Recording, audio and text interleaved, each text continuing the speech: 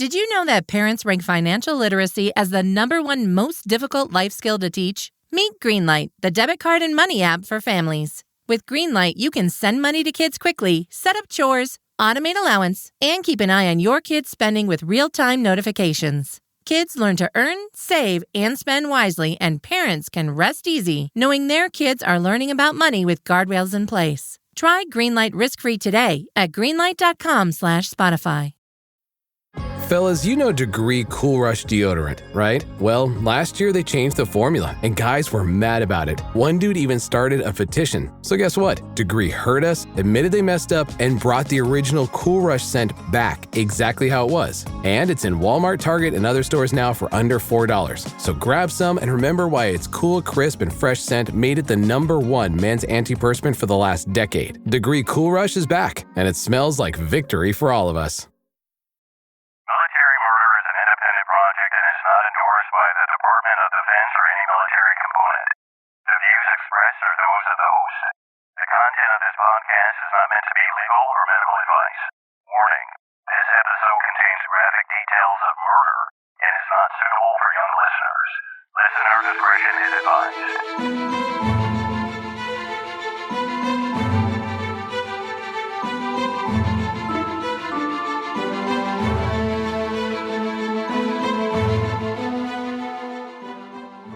Welcome back, True Crime Army, and thank you so much for tuning in again. I am your host, Margot, and this is a true crime podcast where I focus on murders committed by people in the military and veterans. But don't worry, you don't have to know anything about the military to listen. I promise. You just have to be a true crime enthusiast. And if that's you, welcome home. All right, so I just want to give a quick shout out to today's producer, which is Tony Crutchfield. She sponsored last week's episode as well, and I just want to say thank you to her. And I just want to say, Tony, I hope that you are enjoying the beginning of your retirement. All right, True Crime Army, I have had a heck of a week. Last week, after I released 2 episodes of Military Murder, my entire house was flooded. It's a long story, but it was flooded due to a pest control guy's mishap in my attic. Anyway, it was a complete nightmare. I'm in a hotel room right now recording, so if it sounds different or doesn't sound as good as usual, that's why. I'm literally recording in a hotel room right now. So I want to tell you guys what happened and how my week was, but I don't want to waste anybody's time who doesn't want to hear. So if you're interested in hearing that story, stay tuned after the credits and I'll discuss more about my life in the last week. And that way, for those of you who don't want to listen, you can just completely skip it. Okay. Also, I am going to be changing the format of my show just a little bit from now on. If you contribute to the Military Morale Fund, I normally do the shout outs in the beginning, but I'm going to be moving the shout outs and everything to the end of the show. Everyone stay tuned because at the end of the show, I normally do shout outs for people who leave reviews on Facebook or Castbox or even Stitcher or Facebook. So I do that and I also give whatever updates I need to give. Don't forget to sign up for the True Crime Army Bulletin, aka the newsletter. There is a bonus episode for those who sign up and it's the case of Lorena Bobbitt. All right, now, without further delay, let's get to today's case. Join me today as I discuss a serial killer that's not as infamous as most. He's no BTK, Jeffrey Dahmer, nor Ted Bundy. Nor did he reach the magic number of 3 murders to make you a serial killer. But you may want to be careful because the killer genes run deep in this guy's veins. Today, I am discussing Ward Weaver Jr., a Vietnam veteran with enough mental health issues to make your head spin from all the differing diagnoses that this man received. But today's episode is special because it's a collaboration between Military Murder and Wife of Crime. And the case was chosen by Jess.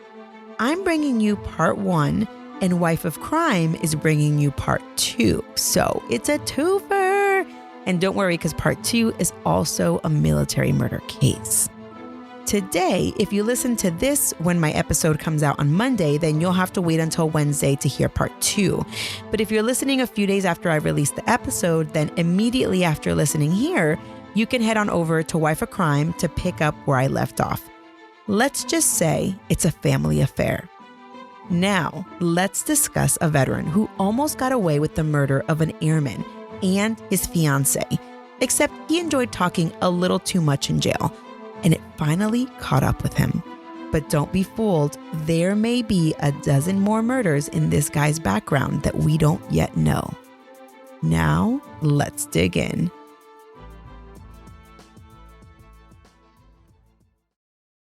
Before I begin, I would like to thank one of my listeners, Udaloop, for helping me with the research in this case. My resources for this case were the 2001 California Supreme Court opinion in People v. Weaver, the Times Standard, the LA Times, the Sacramento Bee, and the Tennessean Sun. I also watched a very good episode of The Evil Kin on Investigation Discovery that discussed this case. Ward Francis Weaver Jr. didn't have an easy life growing up. He was abused as a kid by both his mother and his father. But his mother, Dorothea, she was the main abuser. Some of the punishment used against him included his mother biting him until he bled when he misbehaved. She had a huge hatred for men, so she told her sons that they should all be castrated. And to make matters worse, Ward's mother also forced him to sleep in the same bed as her until he was grown, including on Ward's wedding night. As a young boy, Ward enjoyed torturing animals, but he also tortured his sister. Ward's sister said that when she was 6 years old, he purposefully cut off her finger while playing with a hatchet. A year later, he tied her to a tree, tied a noose around her neck, and then left her there for a while, hours, before finally coming back and untying her. When she was 9, he raped her with sticks, and then when she was 12, he raped her with his penis. And his favorite animal to torture were cats. He'd rub sandpaper on the cat and then pour turpentine on it. Ward felt zero remorse. Ward served in the Army as a combat engineer beginning in 1967 and went to Vietnam from 68 to 69. Before he left to Vietnam, though, he didn't think that he was going to return, so he gave away some of his most prized possessions to his cousin. And according to court records, at some point in Vietnam, he handled the transportation of prisoners. Ward married his first wife, Agatha, when he turned 18 years old, but he continued to live at home, even though he was married. Ward's mother made sure that the couple lived in hell. Agatha gave birth to 3 kids, including Ward Weaver III. By the time the couple had been married for 6 years, Agatha was tired of the living arrangements in the situation, and she divorced Ward and took the kids. Ward was 24 years old and free from his wife and 3 kids, and he didn't bother keeping tabs on his family. They were as good as dead to him. Eventually, Ward remarried. By this point, Ward took a job as a long-haul truck driver. He enjoyed the isolation.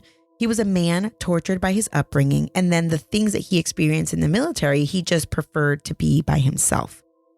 In September of 76, Ward discovered that his wife was seriously ill, although I haven't been able to find anywhere exactly what her ailment was. But Ward was upset by the news, and he was also upset because he was having some issues at work. So he decided to go on a bender. He went to a local pub and drank his sorrows away, and then he relocated to another bar where he got into a physical altercation with a man. Then Ward began to realize, dang, this night isn't going to end well. He could just feel the anger or whatever it was swelling inside. So he walked on over to the police station, wanting to turn himself in before he committed any crazy crimes. But then he just stood there and he knew it was a joke. He'd have to actually commit a crime for the police to care. So that's exactly what he did. On September 22nd, 1976, in Eureka, California, it was about midnight. As Ward looked around, he spotted a young girl. Her name was Bonnie Brown. She was leaving her job at the bowling alley, and as soon as he saw her, he pulled up to her in his truck. And he asked her if she knew about any local shops that were open at this hour, and they got to chit-chatting, and then he invited her to join him, and Bonnie agreed. They were heading to a Denny's, but before they went there, he was like, come on. Hey, do you want to come see my big rig at the truck stop? And for some reason, Bonnie agreed. Bonnie took a look at the truck, and then on her way back to her car, Ward struck her over the head with a bat. He covered her mouth and told her, I will kill you if you don't do as I say. Then he shoved her into his truck. And as he proceeded to walk around the truck to get into the driver's side, Bonnie got the heck out of the car and not only ran like the wind, she screamed like hell into the restaurant. Ward sat there, dumbfounded. That wasn't planned. He tried to speed off, but not before some quick patrons took down his license plate number and called the police. So, True Crime Army, this moment calls for another True Crime Army rule. And it's taken directly from a few survivors that we've heard about in these episodes, like the story of BTK and the story of the taxi cab murders where potential murder victims actually got away. And here it is. This is a new True Crime Army rule. Ready? If you're being attacked, scream like hell and run like the wind. This usually tends to shock the perpetrators because they think that they are going to overpower their victim. But when their victim fights back or they do this or they try to get away, sometimes they're successful. Now, I'm not an expert on safety, but that is a new True Crime Army rule. Due to the license plate information and Bonnie's identification of Ward, after Ward took his family out of town for a few days, Ward decided he would eventually turn himself in because he knew they were looking for him at that point. And if he didn't turn himself in, somebody was going to turn him in. Interestingly, when he was questioned, he really didn't mind talking about what he did. In fact, when they asked him, what was your plan with the girl if she hadn't escaped, he literally said, quote, I probably would have raped her and might have killed her, end quote. Not surprisingly, he was charged with attempted murder, assault, and attempted kidnapping. Ward took a plea deal where he pled guilty to assault and the attempted murder charges were dropped, and Ward was sentenced to 3 years in prison. Now, part of his plea deal included taking a lie detector test. And during this lie detector, the cops took advantage and they began asking Ward, because remember, he's a long-haul truck driver. They began asking him about unsolved crimes involving female hitchhikers along his path. And he didn't admit to much, but he did admit that a year earlier, he had raped a woman. But he thought that she never reported it, and he denied ever raping anyone or ever murdering anyone. Ward did his time for his offense against Bonnie, but once he was released into society, he would be up to no good all over again. And I should note that it does appear that Ward sought help with the VA hospital, but they turned him down due to a space availability issue, which is really sad when you find out what he does next. In April of 1981, there was a young couple, 18-year-old David Galbraith and 15-year-old Michelle from Burlington, Washington. Well, they were trying to skip town because David had burglarized a few things from an outdoorsy store before they went on the run. And, hitchhiking was big in the 80s. And so this young couple, they were hitchhiking. So they burglarized the store and then they're hitchhiking across, cross country or whatever. So as they were hitchhiking, they're trying to get to Yreka, California. And Ward Weaver Jr., remember, he's a truck driver. He stopped and he asked David and Michelle if they needed or wanted a ride. And the couple was like, okay, cool. Yeah, let's get a ride with this guy. When they jumped in, Ward had his 10-year-old son in the truck as well. So David and Michelle, they were like, okay, this guy has a kid. I'm totally safe here. Well, Ward took the couple to Yreka, which is where they were going. They were intending to go hang out with Michelle's uncle for a few days. But when Michelle got there, her uncle wasn't there and it was going to be about 2 weeks before he returned. So Ward was like, you guys are welcome to come back to my place. And the couple thought, wow, this guy is so sweet, so kind. The young couple ended up going back with Ward and hanging out with Ward and his family for about 2 or 3 days. And remember, they were running away. So Ward offered them another ride and they agreed. And he also said, hey, I can help you guys make money and get a job. They arrived in Ventura, California, where Ward introduced David, the young 18-year-old guy, to a man named Gerald Daniels. And he said, hey, don't worry, you're in good hands. Gerald is going to help you find a job. Actually, go with him now. Michelle can stay with me, but go with him and he's going to help you find a job. Well, Gerald and David, they left on their own, but not too long after, Gerald shot David in the head twice. and then in the face with a gun that he got from Ward. Then Gerald pushed David down an embankment and left him there for dead. But David wasn't dead. One of the bullets entered through one cheek and exited the other, and the two headshots, they were lodged in his head and never penetrated his skull. He was so lucky. But David was a survivor. Shot in the head 3 times, he managed to crawl up the embankment and back to the street to get help. Meanwhile, Ward had taken 15-year-old Michelle, his intended target after all, and raped her at gunpoint. Then he forced her to perform oral sex on him. He forced her at gunpoint, and then he told her that if she didn't obey, he was going to kill David. And then Ward took Michelle to his house. Now, it's unclear who, if anyone, was home, but then Ward dropped her off in town about 5 p.m. and told her to be back there at 9 p.m. Michelle was terrified. She didn't want anything bad to happen to David, so she waited till 9 p.m. without getting help. But when Ward didn't show up, she finally went to the police. Now, Ward was still a long-haul truck driver, and once a BOLO report came out, which is BOLO stands for Be on the Lookout, Ward was arrested at an Oroville truck stop, and he did not even put up a fight. He was charged with false imprisonment, rape, and accessory to attempted murder.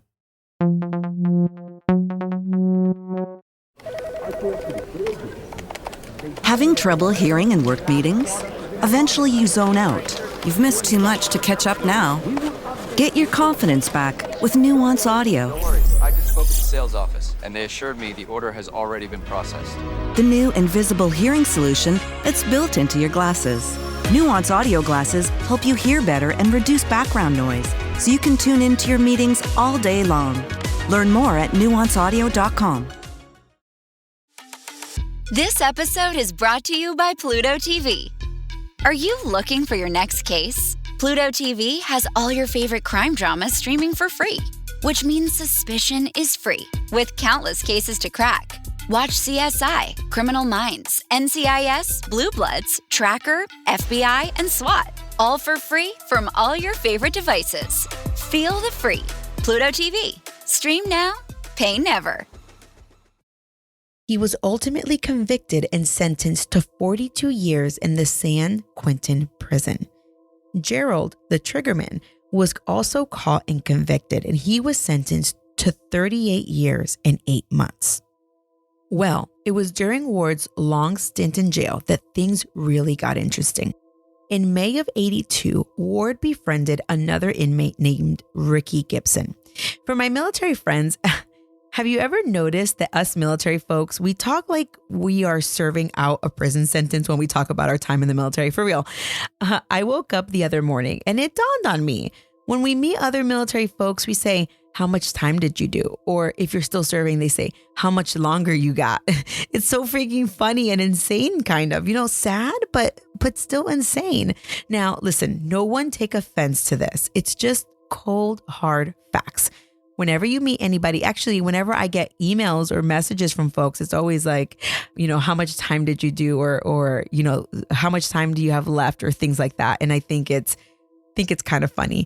And then also, we serve our, over here, air quoting, our prison sentences in different bases, right? So if you're in the Army, you would say, I was at Fort Polk. Or if you're in the Air Force, you will say, I was at Minot Air Force Base or something like that. So it's just really funny where us military people serve our time, aka serve our sentence. But anyway, Ward ended up befriending Ricky in jail, and they were probably chatting about how much time they did, how much longer they had, and they got to talking about life outside of jail. Well, as their friendship grew, Ward began to confide something very serious with Ricky. Ward told a crazy tale. He told Ricky that one day he beat an Air Force airman named Robert Redford, and that he also took Robert's girl and did her in. Well, Ricky was like, wait a minute, I may have some information that may get me released from this joint early. So he went and ratted on Ward. But you know what? Good on you, Ricky. The police had this information, and they couldn't just willy-nilly take an inmate's word for it. So they went digging for any unsolved murders of airmen in the area. And sure enough, a young 18-year-old airman had been murdered on February 5th, 1981. And the murdered man's girlfriend, 23-year-old Barbara Ann Levoy, well, she had been missing ever since Robert was murdered. So, let me take you back to February 5th, 1981.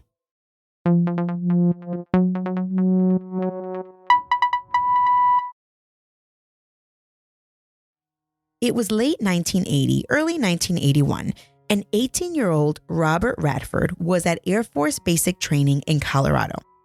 While there, he met 23-year-old Barbara Levoy. They were smitten, and as soon as boot camp was over, Robert told Barbara that he wanted her to meet his parents in Washington State.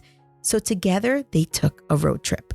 It appears to me that this was one of those military, let's meet the families to see if you mesh with my family so that we can get married type of trips. And you know, if you're in the military or married to the military, you know exactly what I'm talking about. Don't act like you don't know, okay? After heading up to Washington, they made their way to Pinedale, California to meet Robert's grandma.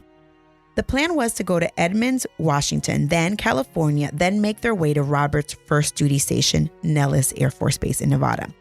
And then Barbara would take a flight from Nevada back to Colorado. So after visiting Granny in California on February 5th, 1981, Robert and Barbara hit the road about 7 p.m. heading towards Nevada.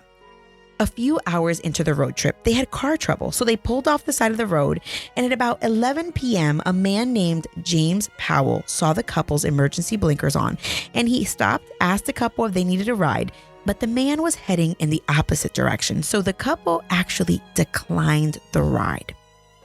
Little did the couple know that they were being preyed on by another man who saw them on the side of the road. Soon after James Powell continued on his way, another man stopped to help the couple, and that man, Ward Weaver Jr. About an hour earlier, Ward had seen the stranded couple on the opposite side of the road, but he kept on driving. Now, he was in his big truck. He got off the exit and he made a U-turn. And then, as he approached the couple, he pulled over and asked them if they wanted a ride. Well, since he was going in the same direction as the couple, Robert and Barbara accepted Ward's ride. The three of them drove off for about 5 miles or so when Ward suddenly pulled over and asked Robert for some help shifting the load in the flatbed of the truck. So Barbara stayed in the car and Robert and Ward got out of the car. As Robert and Ward were in the back, Robert turned his back and Ward took a cheater pipe and whacked Robert right in the back of the head repeatedly over and over and over again. Now, for those of you like me who don't know what a cheater pipe is, check out my sources page because I include a picture because I had actually no clue. But a cheater pipe is basically looks kind of like a wrench, but the handle for this cheater pipe is about 3 or 4 feet long. It's a tool that truckers use to, I guess, help leverage tightening or loosening any type of nuts and bolts. That is probably wrong. I read that and I just summarized what I read. But either way, it was like this 3 to 4 foot tool.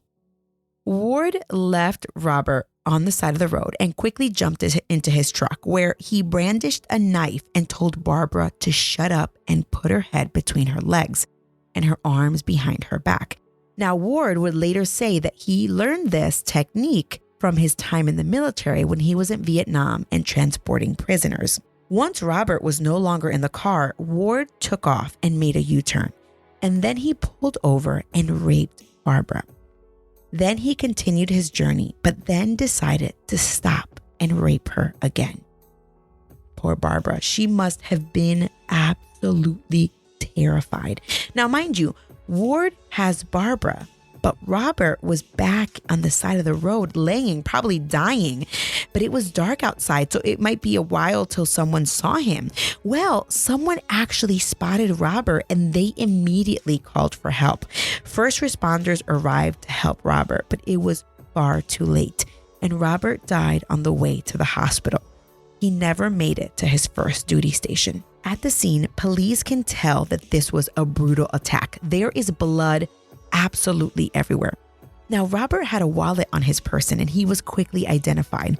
The investigators realized as they were putting 2 and 2 together that Robert was the owner of the car a few miles back on the road, which was the crime scene.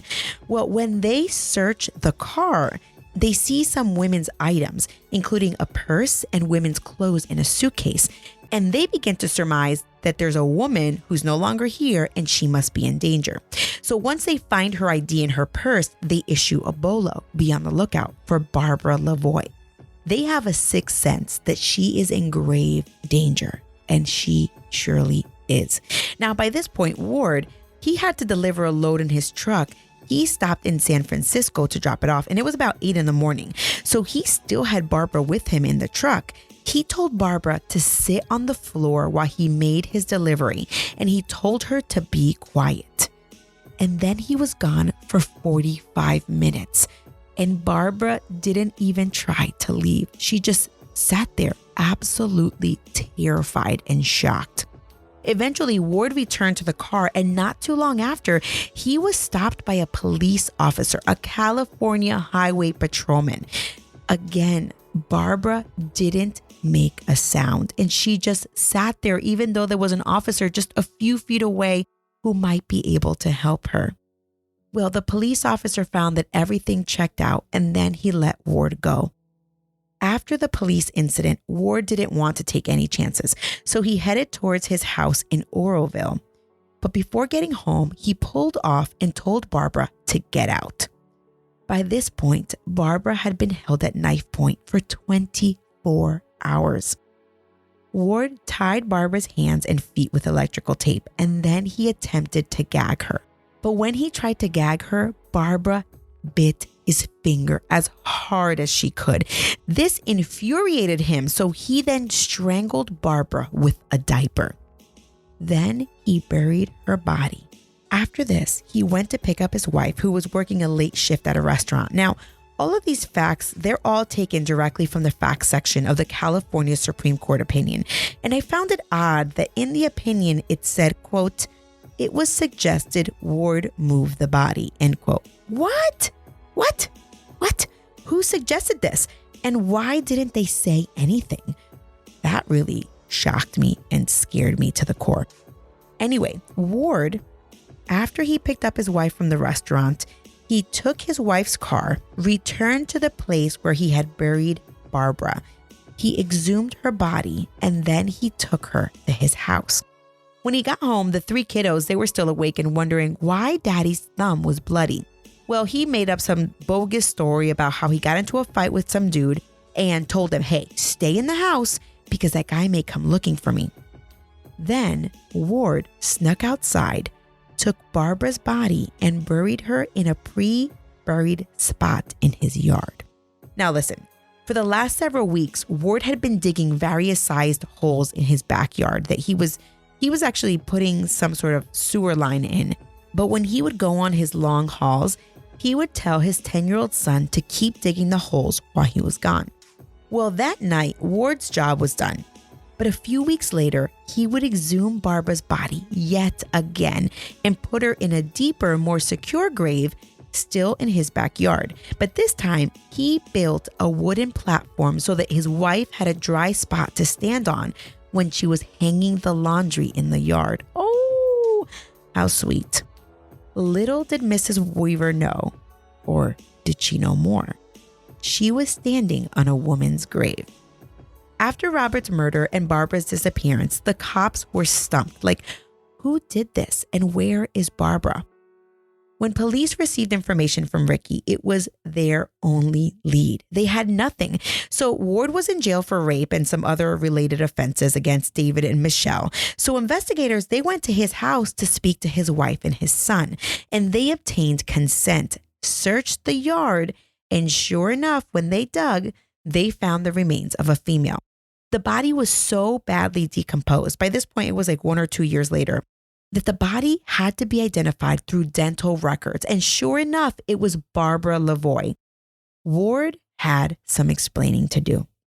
When investigators interviewed Ward, he was willing to talk. He's always just chatty Cathy. And talk he did.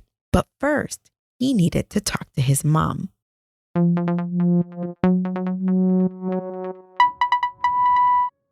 Support comes from ServiceNow. We're for people doing the creative work they actually want to do. That's why this ad was written and read by a real person and not AI. You know what people don't want to do? Boring, busy work. Now with AI agents built into the ServiceNow platform, you can automate millions of repetitive tasks in every corner of your business, IT, HR, and more, so your people can focus on the work that they want to do. That's putting AI agents to work for people. It's your turn. Visit servicenow.com. Parents of tweens, if you're familiar with far-off drop-offs... Dad, stop, right here. Or get DMs about what's for dinner, you may be experiencing tween milestones. For your son or daughter, these can start at age 9. HPV vaccination, a type of cancer prevention against certain HPV-related cancers, can start then too. For most, HPV clears on its own. But for those who don't clear the virus, it can cause certain cancers later in life. Embrace this phase. Help protect them in the next. Ask their doctor today about HPV vaccination. Brought to you by Merck. He told the story that you already heard and even drew a map of the first place where he buried Barbara before relocating her to his backyard. Ward was charged with the double murder of Barbara and Robert, and Ward testified on his own behalf. He said at some point he began to abuse amphetamines hardcore. He used them as a long-haul truck driver to stay awake, and on the day of the double murder, he had taken some, and in fact, he hadn't slept in a week by that point.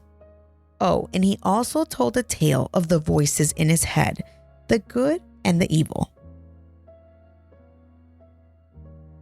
The good voice was some chick named Liddell, and she had been around since he was 17 years old. Now, the evil voice, aka the male voice, he didn't join the party until 68-69 when Ward was in Vietnam. Now, the male voice had never let him down, always kind of protected him, kind of like a lucky charm. When the police asked Ward why he stopped to help the young couple in need, talking about Robert and Barbara, Ward responded, quote, "I had some time to kill," end quote. Come on, Ward. Why would you say that at a murder trial? It makes no sense. Well, on the day he picked up the young couple, as they were driving, Ward noticed how cute Barbara was, and he was immediately aroused. The male voice began to tell him, "Dang, she's cute. You should have sex with her." Liddell, the good voice, said, "Calm the heck down, male voice. Leave the girl alone." But the male voice kept insisting, "Ward, do it, man. You won't get in trouble if you rape her."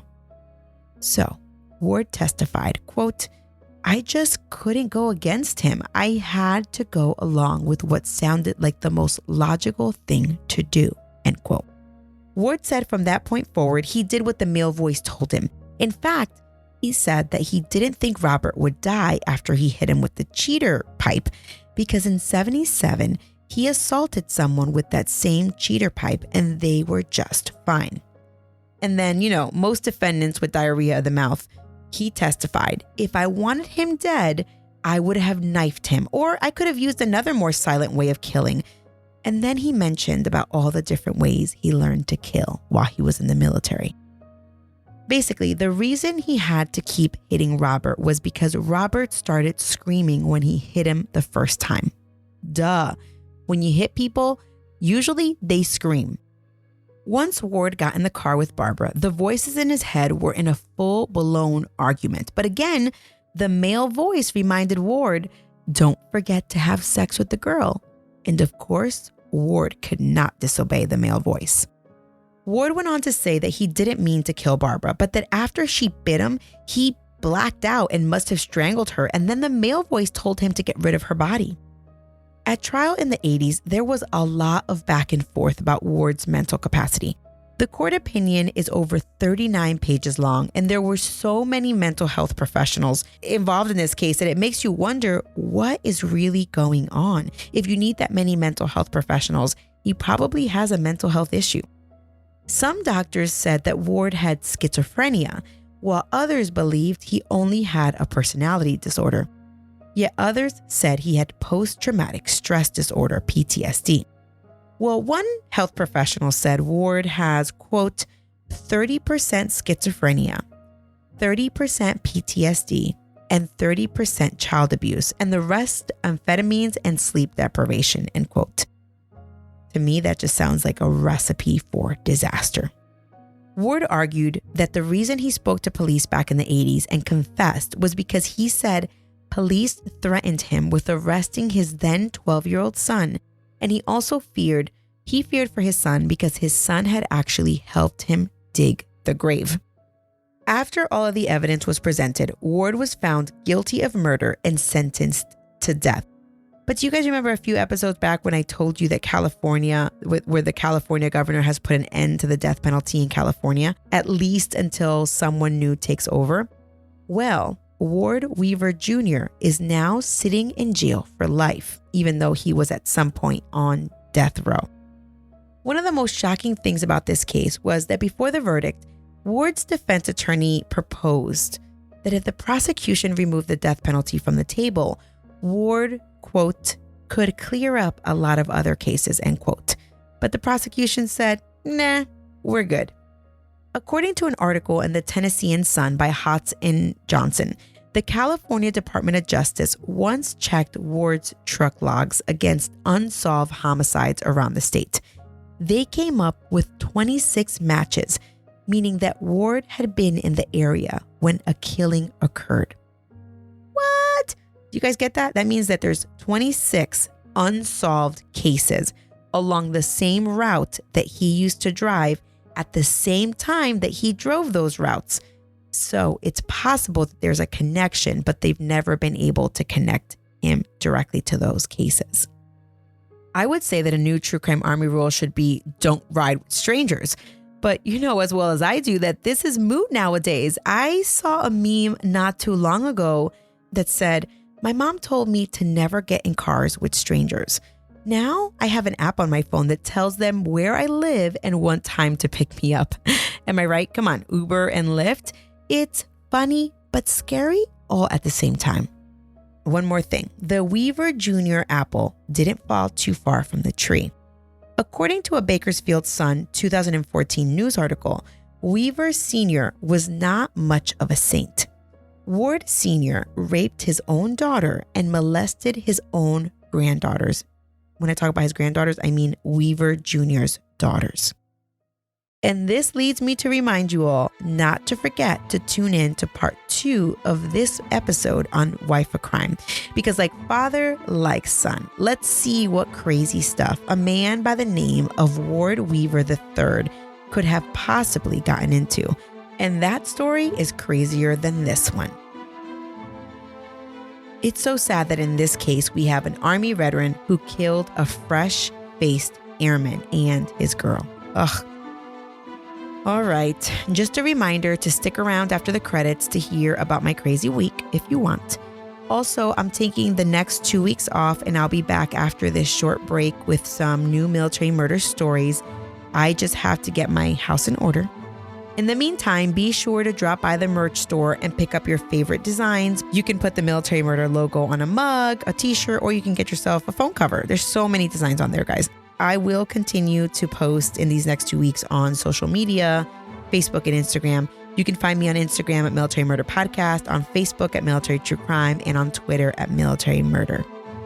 Okay, time to acknowledge my loyal listeners who are always giving positive feedback, positive vibes. Your positive vibes give me positive vibes. There's a few negative vibes out there, but whatever, I just ignore those. Okay, so last week I said I was going to start with Facebook reviews, but I'm actually going to start with CastBox. CastBox, if you listen on there, I know there's a ton of people who go on there and they leave reviews for the episodes or just the show in general. Well, Ruben Lucas Mia, he's always on there commenting on each episode, and I know that he waits patiently for a new episode each week. So I just want to give Ruben a shout out. Thank you so much for being a loyal listener and always being on CastBox, leaving reviews and everything. I truly appreciate it. Sarah King, she's also on there. She left a review recently. She's a huge true crime fan and she often hears stories that are repeated over and over again across different podcasts. And she's excited because Military Murder offers another branch of true crime that hasn't been overplayed. She says she loves the storytelling and she also loves my side notes. Thank you, girl. All right, Jill Mortensen from Idaho. Hey, from Idaho. She came online a few months ago and she said that she downloaded all the episodes. So I hope that she's caught up. And also Devera Howard, she said that she loves the show. She's been saying that military members are normal, flawed humans, just like all humans. And she says that she's a loyal listener. Tiffany W. and Mary G., they say that they love the podcast as well. Shout out to everyone on CastBox. I'll get to a few more later in another episode. I want to give a shout out to my Facebook supporters who left a review on there recently. Deborah R., Crystal N. G., Amanda S., Sarah G., Brianna W., Gian. I'm not sure if it's Gian or Jahan or Jean S., Emily W., Lynn R., Lauren D., Jeff H., and Kim B. All amazing reviews from you guys. Thank you so much. I read them. I try and like them and comment on them. So thank you so much. Kim B, she had a funny one. She just posted the other day. She says hers, I'm going to read hers. It says, she wrote, quote, I got hooked like morning coffee. Then I got my coworkers hooked. We are all in the military, and when we had to do site visits or take long drives to other units, they always asked me to play it in the car or on my phone in the office. Thanks for doing what you do so well, end quote. Kim and Kim's coworkers, thank you so much. Thank you all for listening. I've said it before and I'll say it again.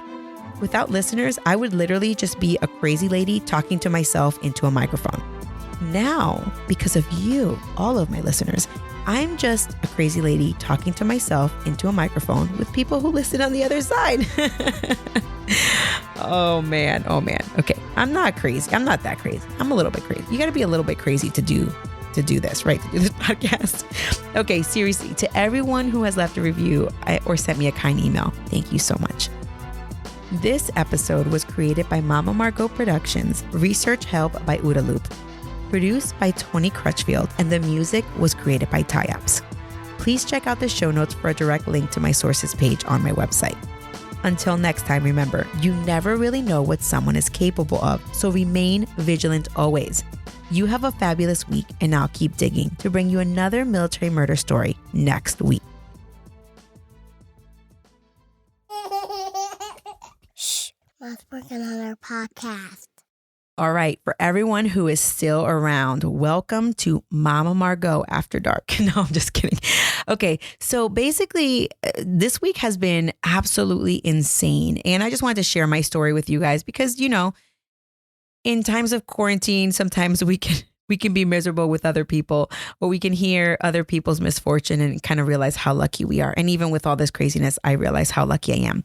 So last Sunday, not yesterday, but the week before that, I had my sister come out. So for those of you who don't know, I have two little girls, and my husband and I we're both in the military, and we've been working from home. And it's been, I would say, interesting to telework with two small children, a 1-year-old and a 3-year-old. And so my sister came out and she was going to nanny for me. So she comes out on Sunday, and I'm giving my daughters a bath in there. Oh, I live in a condo townhouse looking thing. And I'm giving I'm brushing my daughter's hair, and I hear something, and everyone's like, oh, it's just the water. And I'm like, no, it's not the water. What is that? It's coming from the vent, like the fan vent from the bathroom. So all of a sudden everyone's quiet. And my little daughter's there, my 3-year-old, she's almost 4. And we hear it again. And it's a rodent. Some sort of rodent is in the vent, the fan vent. It's not in the vent for the heater or the air conditioner. It's literally the fan vent. And I hear it and I'm like, I'm freaking out, right? Because I hate rodents. And my daughter's like, what is that? And somebody says, oh, it's just a leak. And so we kind of put her back to bed. And then my husband and my sister, they go into the bathroom because I'm like, I am not getting near that thing. And their intent is to open the vent, and the rodent, we thought it was a mouse, fall in, and they were going to take it outside. So they were all prepared, and I had everything locked down. I was freaking out in my room. So they did that, but they couldn't actually get to whatever it was, but they could hear it. So my husband has to go to work the next morning, and I wake up, and first thing I do is I call pest control, and I'm like, okay, maybe they can get there, or maybe they can set some traps, or they can do something. So I call them. They're going to come after lunch. I let my boss know, hey, boss, I'm going to be dealing with pest control this afternoon. It shouldn't take too long. So the guy comes on. He comes in. My husband finally got home from work after lunch. And then the guy comes in, and he goes up to the attic. He goes up to try and do his thing. He goes up to the attic to lay some traps because he's not able to get the vent open all the way either. while he's up there, my husband and I are just sitting in the hallway. We're kind of sitting nearby and we're chatting.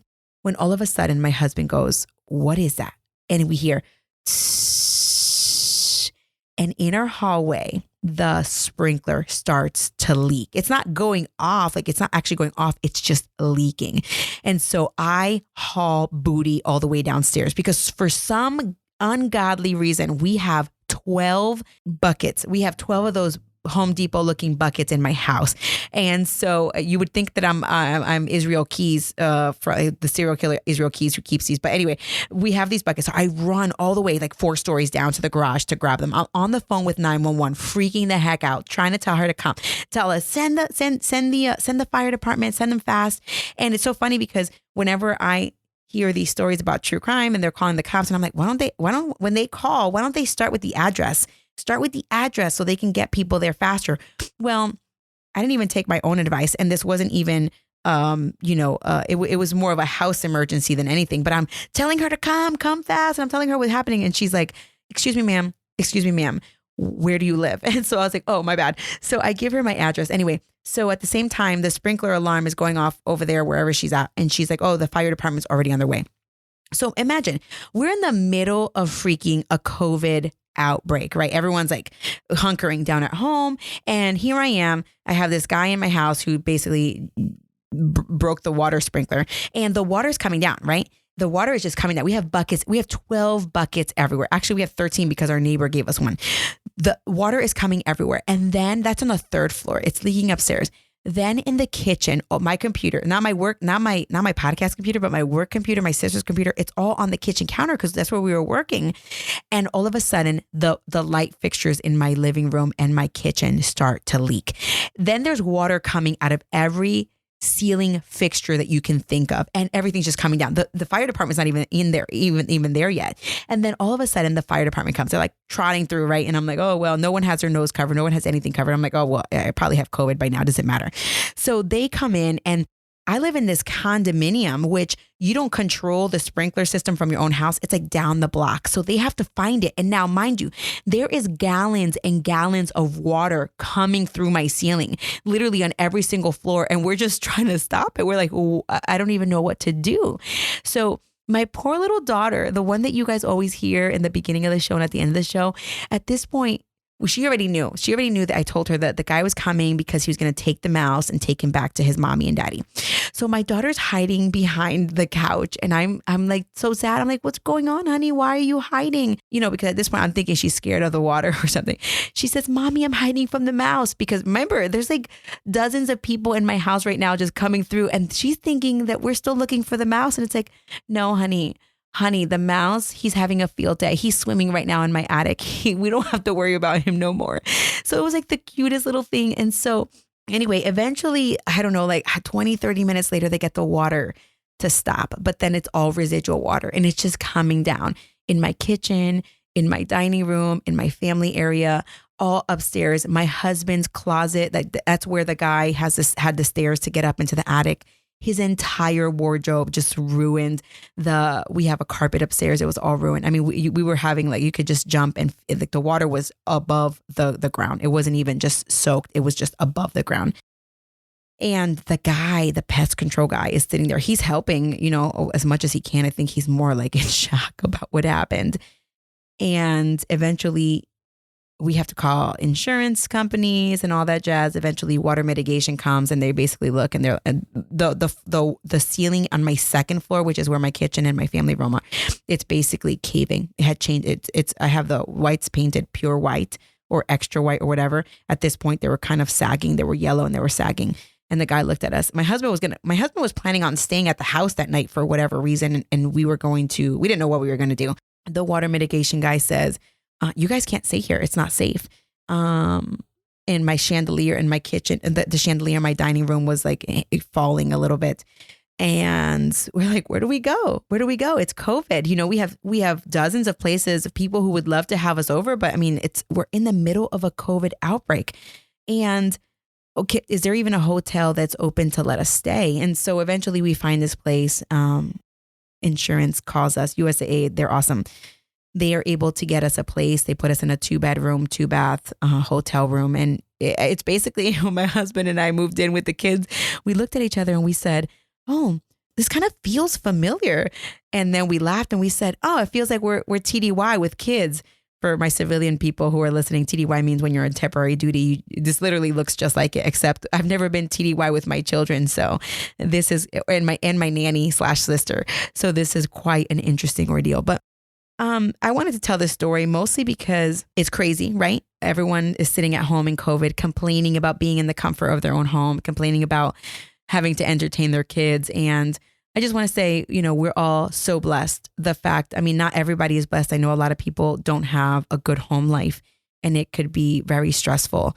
But for those of us like myself who count ourselves extremely blessed, I think you just have to really just think about this time as a time to just pause, just pause and enjoy what you have and enjoy the fact that for those of us who are in the government, we're still getting paid. We don't have to go to work. We get to telework from the comfort of our homes, and we still have that steady paycheck. There's so many small businesses right now going out of business. But I count myself so blessed. After this was all said and done and our neighbors were sitting outside in this COVID thing, they were nice enough to entertain my 2 small children and my sister out there during the hours that my husband and I were just going through our house and trying to count the loss. When we came outside, a couple of our neighbors, they looked at me and my husband and they said, "You guys are so calm." And my husband and I looked at each other and we just kind of laughed and we said, "Oh, are we?"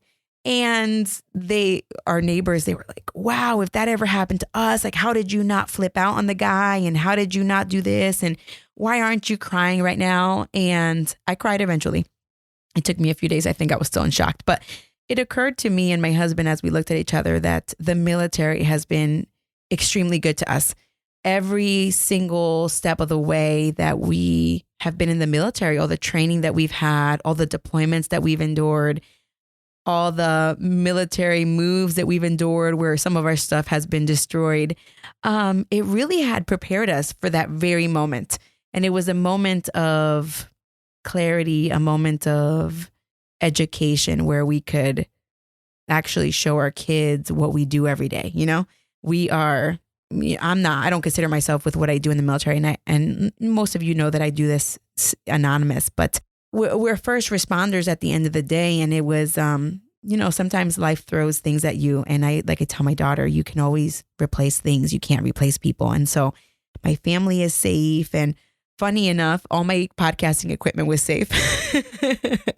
Besides my family, that was the first thing I came to check on. I was like, "Oh no, I got a new microphone." And my microphone was great. My computer was fine. And so I decided not to take this week off, even though everyone was like, "Why are you doing another episode?" And I said, I wanted to do this episode for my listeners who are listening. And I wanted to give you guys a heads up that I was not going to be releasing an episode for the next 2 weeks because I do need to take a pause for myself and for my sanity and for my family. And also because I need to figure out all this insurance stuff and I still have to do my taxes. So anyway, I just wanted to share that story. And I was thinking about this the other day. I would love to do an episode of military not murder, but just a military story.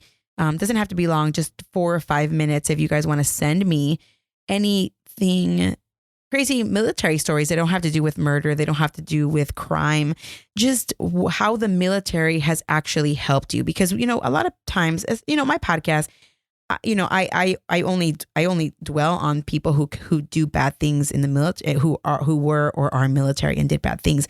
But at the end of the day, there's so many amazing things that the military has taught you and so many amazing people in the military. And so many things that civilians, they might not have to go through. And so if you have a story like this, I don't know, maybe you could tell me about a TMO, how they ruined all your stuff or whatever, and how it was just a disaster. Maybe you cried, maybe you didn't. But, send those to me. And if I can put together, 20, 30 minutes, I can tell your guys' story, write it out, in a good enough format that I can just read it directly. I would love to do that for you guys, so that we can kind of share these stories of of incidents that happen. And even my civilians, I think my civilians who have nothing to do with the military, I mean, a flood can happen anywhere, you know, a hurricane can happen anywhere. But just tell me about those times and what you did to kind of overcome. For me, my husband laughed at me because I think it was like a full 72 hours later when I was sitting here in my hotel room. We hadn't really unpacked yet. Everything was unsure. They were packing our things back at the house, where I literally just started crying. And my husband looked at me like, "Why are you crying?" I'm like, "I don't know."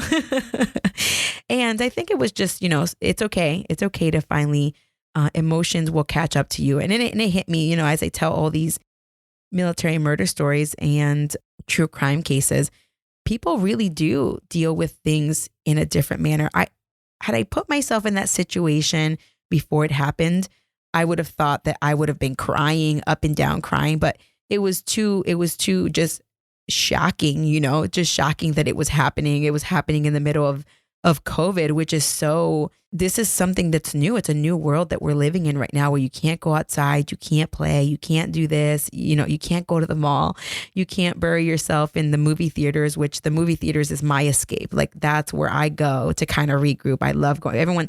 Some people don't like going to the movie theaters alone. That's not me. I can go to the movie theaters alone any day and just have a great time, like a date with myself. That's just who I am, to kind of decompress. But anyway, that's it. And if you've listened to this till now, thank you. You're probably the only person. No, I'm just kidding. But I just want to say thank you guys so much. Really being able to put this episode together for you guys after this crazy week really is what kind of kept me going without going crazy. I washed my hair for the first time a couple of days ago, and it was so nice to kind of wash my hair. And I also I'm wearing one of my merch store items. It's my I Love True Crime Podcast sweatshirt, and I just feel so cozy in it. Washed my hair, put on the recorder, and recorded this for you guys. So anyway, I just want to say, everyone, stay safe out there. This COVID thing is, you know, serious. And I think we all just need to bunker down and hang tight. We're going to get through this together.